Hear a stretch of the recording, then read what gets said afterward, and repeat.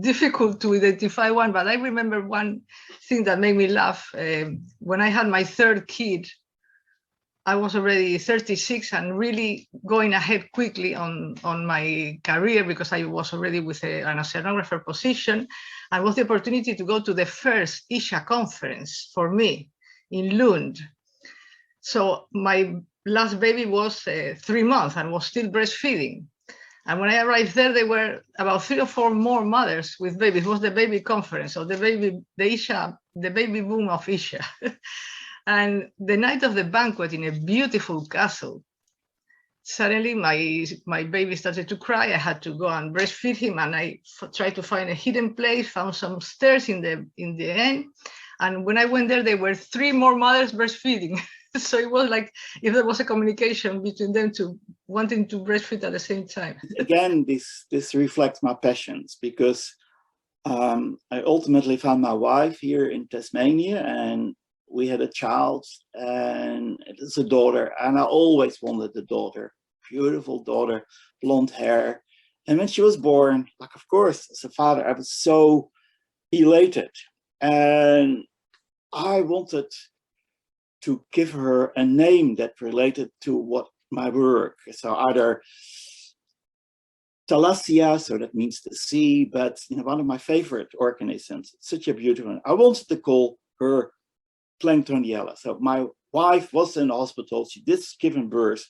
I wanted to call my daughter Planktoniella, and my wife, of course, didn't want to have a bar of it. And maybe she was right. Anyway, so I ended up calling her Isabella, because to me it has the same ring. But when I started to lecture for big classes, I regularly teach first year classes of 300 students. So it was one day, and I was teaching diatoms. I showed this beautiful electron micrograph of Planktoniella, and there was a girl there on the front row. And I said, wow, that's so beautiful. And I couldn't resist myself. I said, well, I wanted to call my daughter Planktoniella. Look how beautiful this organism is. And so everybody in the class thought that was really funny. But what I did not know, that girl in my class was actually a good friend of my daughter. And so the story ultimately got out, and my daughter got to hear that. She said, oh, I actually really like that. But so then I became a bit more confident about this story. And it was a year ago, I was doing a big interview, standing on the ship, talking about the ocean. And that actually was aired nationally in Australia. And so again, we were looking at plankton samples, and there was Planktoniella there on the screen, and they were photographing it and interviewing me. And I kind of couldn't help myself. Yeah, I wanted to call my daughter Planktoniella. And so everybody now in Australia knows this story. And my daughter got bombarded with text messages from all of her friends. Oh, your dad wanted to call you Planktoniella. And my daughter said, oh, I actually really like that name. So I still hope that when she gets a daughter, that maybe my wishes will come true. It's a funny story. There certainly are a lot that come to mind. One of them that fits into this young investigator theme, though, has a lesson in it. One of my students some years ago was Chris Sholin, and he at the time had made some very important discoveries with his molecular methods and sequencing, finding that we had these 2 ribosomal RNA gene types in Alexandrium, and we were calling them the A gene and the B gene. And so he was asked to give a talk at the Rhode Island International HAB conference, and he was very nervous about it, but he was going to do it. And so we go over to the meeting, and the first day I say, come on, let's go to the lab's going out to dinner. Let's meet some other people, go to a bar. And he said, oh, no, I got to practice my talk. And so the next day, same thing. You want to go out to dinner, Chris? No, I got to practice my talk. And I said, Chris, you really do, you talk great. You've given great talks. Don't worry so much. No, I got to practice. So then the next day I had a breakfast with him, and he was still nervous. And I said, okay, Chris, just so you know, that you're going to do this great. If I were doing your talk, I'd be struggling, because I always get it messed up. Instead of saying the A gene and the B gene, I say the A and G bean, you know, A and G bean, A and G bean. I get it all kind of messed up, and I'd be getting up there and I'd be saying A and G bean, you know, and he says, that's okay. He says, I won't have that problem.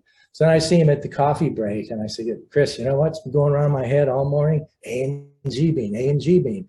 You know, doesn't that happen to you? He says, I know what you're trying to do. It's not going to work. You know, I got this. So he gets up there to give his talk. I'm in one of the front rows. He starts very slowly and he says, well, you know, hello everyone. Today we're going to talk about these two gene types we found. We call them the A gene and the B gene. And he looks over at me like, you know, I got this. And then like a minute or two later, he's going and says, and then, you know, when we worked on this, we found that the A and the G bean. And he stops and he looks at me and I do this, yes, you know, like, gotcha. And he stops, he looks at the audience and says, I can't believe I just did that. My advisor's been trying to get me to make this mistake all day.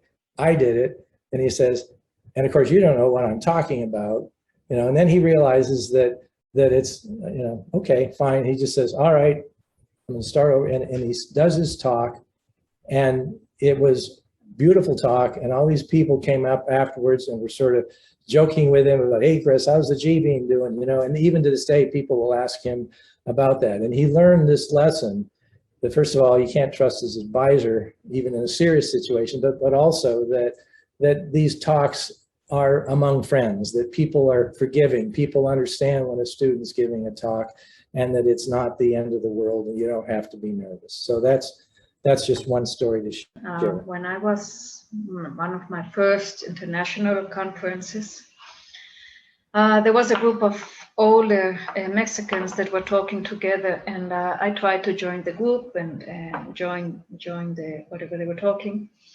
And so they were saying that how could it be possible that in Mexico Germans were coming to collect samples in their seas and publish the results of the species they had in Mexico. And I said, well, that's funny. Why would the Germans trouble themselves to come all the way down to Mexico and kind of steal the species they have here in Mexico? Well, it turned out they were talking about me. So they didn't know it was, I was that person. So yeah, well, I have a German background, but I'm not German. So that was kind of funny and awkward. So I just left the group and let them find out on their own that it was me, that I'm a Mexican. And well, it doesn't matter which country you are from, but it was just, I thought it was a funny talk. So I'll give you one, but it's a funny story that's reflexive upon how stupid and blind I could be, right? So I'm really being very self-critical here in being sort of blinded by dinos. I was of the mind at that time that toxins were produced, at least the known ones, were produced mostly by dinoflagellates, and everything else was toxic or undefined. And it was right in the middle of the 1987 domoic acid crisis. Before we knew it was domoic acid, people were in hospital.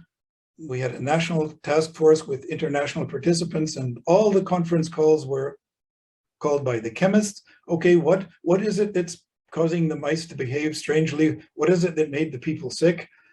And they were all focusing on maybe it's heavy metals, maybe it's pesticide residues, maybe it's some kind of organic contaminants.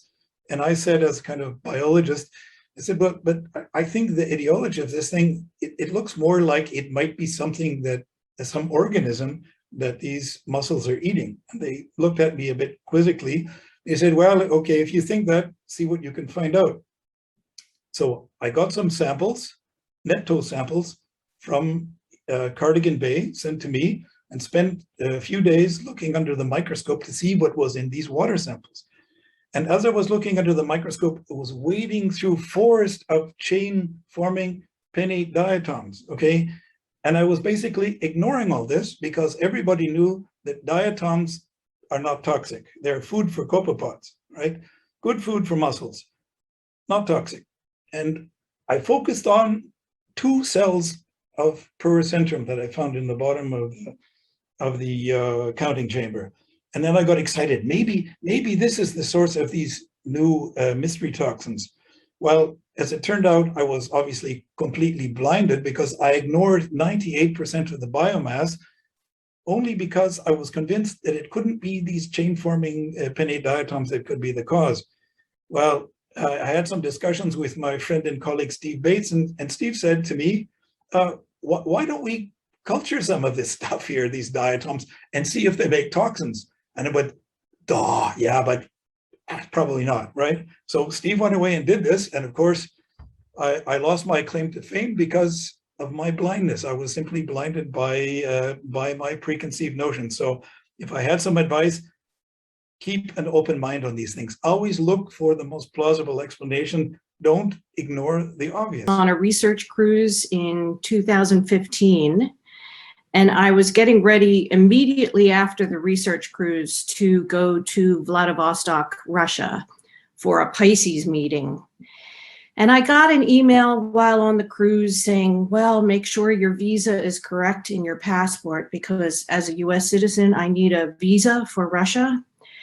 And I have no access to my official passport. It's in a safe and it's under lock and key.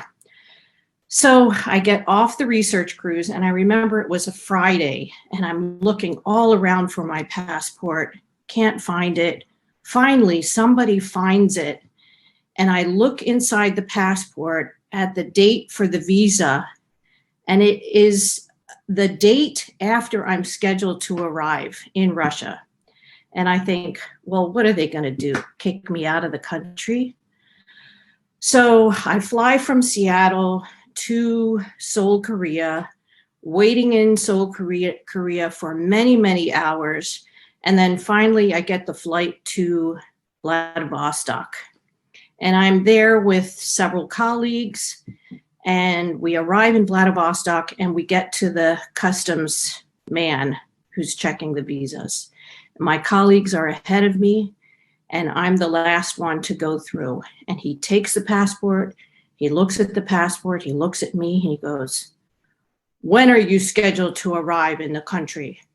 And I said, well, I was on a cruise and the visa, it's the wrong date. And he goes, why are you here one day early? And I said, I'm sorry, it's a mistake. And he goes, you have to sit over there. So I sit and sit for many, many hours. And I remember sitting in the seat, and it's just a TV with all of these models back and forth, male models, female models, back and forth on the runway. And finally, this man comes and says, you come. And it was me and another guy from NOAA who had to go with him. And he goes, you write, why are you here one day early? And so we went to this podium, and I had to write, I'm on a research cruise. I'm very sorry. The visa had the wrong date. I didn't realize. Anyway, went back, sat in our seats, and finally, maybe another hour passes, and I hear last flight to Korea is boarding now. And I'm thinking to myself, well, if they don't call us soon, we're good to go. We're just going to sit here. And by now it's maybe 7 in the evening. And I had even said, can we just sit here until midnight and then the visa date is correct? Well, they didn't think that was funny, and they were not smiling, and they were not happy. So finally this man comes back and he said, you come. And so we both go, and we're there at baggage claim. And I see these familiar faces of people from Pisces who are trying to get permission for us to come. And I think, this is good. They're taking us to our luggage, and we're going to be allowed to stay. Well, the man hands me my ticket. He goes, here is your ticket. Passport is on the plane. Goodbye. So there we were. Had to fly all the way back to Korea. No chance to go into Russia. I guess my colleagues had been at the bar for a couple hours, and then they gave up. So anyway, back to Korea. We were so tired. Finally, we found a way to get back the next day. So $500 later, we were able to get a flight on Vlad Air, which I later found is one of the most dangerous airlines in the world, but we had no choice. Flew back to Vladivostok. Same guy was there at the customs desk, looked at the passport, stamped the passport. There I was in the country. So now it's funny. It wasn't so funny when it happened, but there's my story. That was hard because I have had many funny stories actually over the years. But while I was at Woods Hole Oceanographic, the research submarine Alvin was being developed, and I was lucky to have one of the first deep sea dives with it when it came on schedule for science. And when the rest of the Institute knew that I was going down somewhere between 1,000, 2,000 meters off the New York Bight, the very famous benthic biology group headed by Howie Saunders were very excited about the idea of me chasing down one of their new organisms that they were interested in. At that time, they were using a deep sea sledge along the bottom, and this mashed up their specimens, and as they brought them up from great depth, they were also mashed even further. So their samples were often more like smoothies than organisms by the time they got them. But anyway, they thought they had a new, completely new organism. They suspected that it could even be a new phylum, and they were very excited about it. They gave me a seminar. All the group got me together. They got me together to prime me for looking out for this exciting new organism for them. So I thought, well, this is my chance to do real science. So I was very keen to find this thing. So down on the bottom, steadily progressing along a smooth, muddy bottom, here in the distance I saw this organism, as described, about the size of a dinner plate, with great waving tentacles, orange, brightly orange colored. So this was it.